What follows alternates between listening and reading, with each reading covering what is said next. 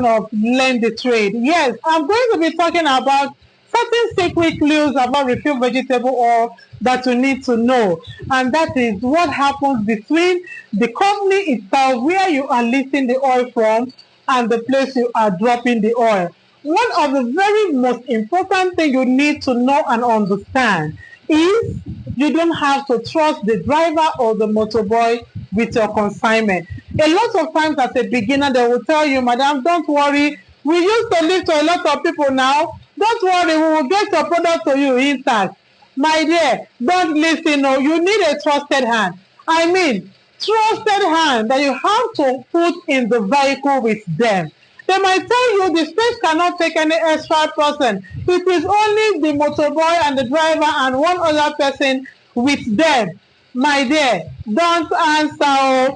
Put an escort with them, your own person, and your person that has to be well trusted. Because this is one. If they don't have the chance to do it on their own because you have put an escort, they can easily also talk your escort if it's not a trusted hand to connive with them. And there are different areas on the tank that people can siphon oil from. This is another topic for another day. But I'm talking today about what you need to understand between the lifting spots